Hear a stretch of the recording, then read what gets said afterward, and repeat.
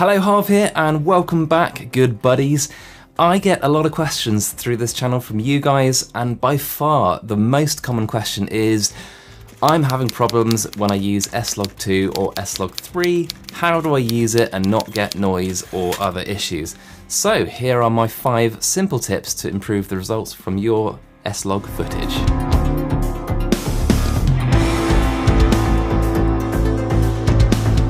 Before we get started, if you like that track, it's part of my royalty-free music packs. I'm biased, but I think they're awesome, so definitely check them out below. Last thing before we jump in, don't you think it's just so cool that Sony give us these awesome tools to use in their mirrorless cameras? Just please keep that in mind before a few of you reach to your keyboards to tell me that log profiles are pointless when using an 8-bit codec.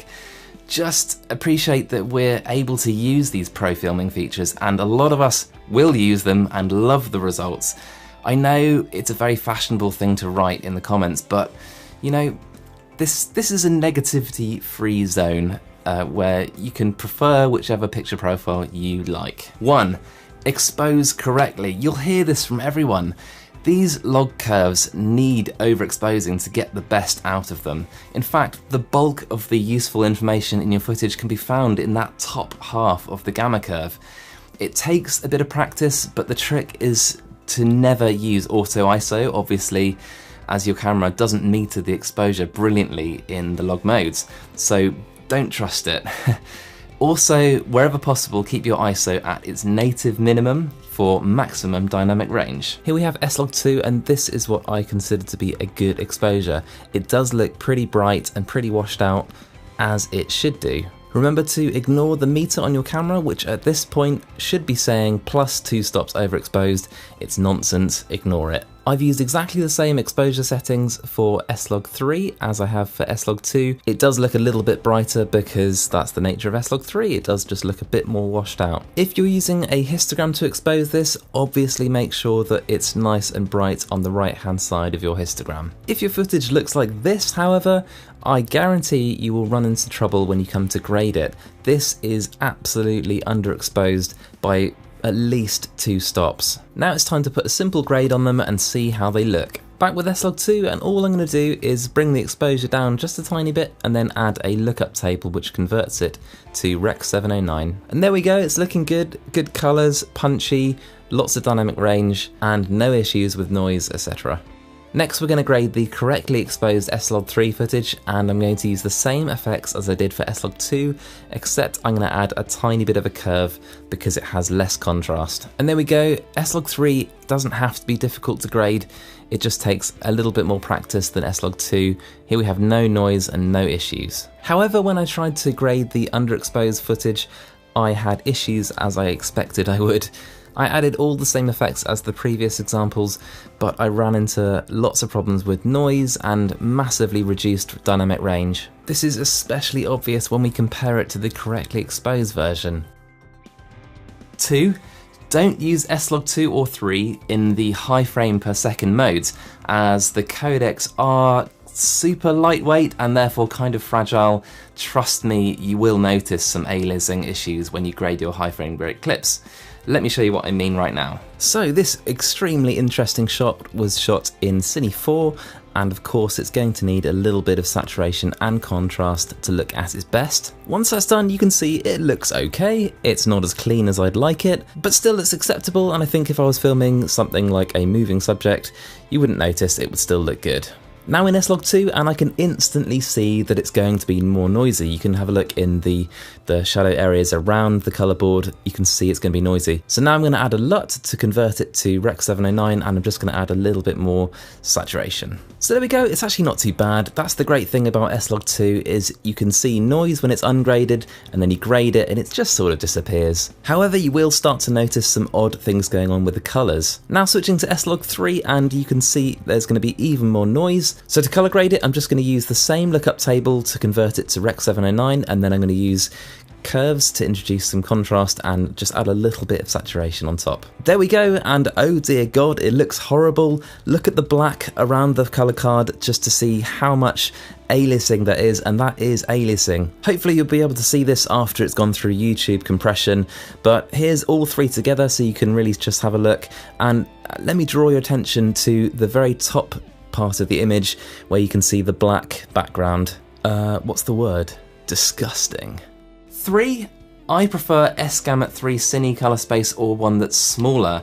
I actually did extensive unscientific testing on this and found that these super big colour spaces like S-Gamut 3 and S-Gamut produced the weirdest results when grading, and you're way more likely to run into codec problems such as aliasing and colour shifting. Don't get me wrong, S-Gamut 3 Cine is still relatively large, but I definitely wouldn't want to go any larger than that. If in doubt, try Cinema or Pro or even Rec 709. These smaller colour spaces that, basically just give you really punchy colour. So I chose this scene again because it has quite nice colours. It's got the natural green of the trees and the blue of the sky. So with all of these examples, I've tried to grade them as naturally as possible to get the truest image. That way you can just judge the one you like the most. However, as I mentioned, I don't like the gigantic colour spaces like S-Gamut. The largest that I go is S-Gamut 3 Cine, which is still considered a large colour space, but it's one that I find the most pleasing once graded. Guys, there's no right or wrong, just try which one you like and use that. 4. When you're grading your log footage, add curves rather than just boosting the highlights and shadows. And I say this because log footage needs almost sort of decoding to get the best out of it, and the way to do that is to use curves. That way you can get that nice gradation in your highlight and shadow areas. Here we are again with S-Log 3, and once again I'm going to need to use a lookup table which converts it to Rec 709, and then all I'm going to do is tweak the highlights and shadows to add some contrast. At first glance I look at this and I go, well, it looks pretty good, I'm quite happy with that. But now let's compare it to the same clip but with curves instead, and bam! What happened there? I bet you're thinking, what just happened? It is kind of subtle and it's hard to tell from, switching from one clip to the other. So now let's look at them side by side. And now you can see a difference. The clip on the left, you can see her face looks a lot more flat and sort of two-dimensional. On the right with the curves, you can see it really does look much more three-dimensional. You can actually see a lot more detail in her face, and you can see more of that sort of shadow roll-off. And when we punch in, you can see this is even more obvious, particularly on the key light side of her face, where you can see the highlight roll-off is so much nicer. And all I did was just manipulate the curves from the built-in plugin in Final Cut Pro. If you'd like to see a video about how to use curves, or how I use curves anyway, drop a comment below and let me know. Number 5, always apply a lookup table or LUT, whether it's just simply a log to Rec 709 LUT or something more exotic. This is for a similar reason as the need to use a curve. If you're using a really big colour space like S-Gamut 3 Cine, you will need a lookup table to sort of decode it and tell your footage what it needs to be doing colour-wise. If you try and just add saturation, you'll no doubt be disappointed with the results.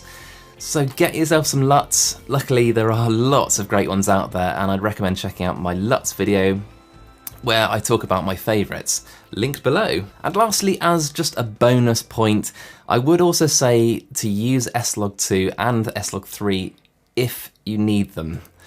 If your scene is too dynamic, try S-Log 2. If you still need more dynamic range, try S-Log 3. But you might just be fine with something like Cine 4 or your standard profiles. And that's it for now. Hopefully this answered all your questions about how to use S-Log 2 and 3. Thank you so much for hanging out with me today, and I've made a huge amount of videos similar to this, so I'll pop a couple of particularly good ones over this side. And if you fancy sticking around and you're not already subscribed, definitely do it. Hit this blob on this side, and until next time, let's help each other out and shoot better video. See you guys.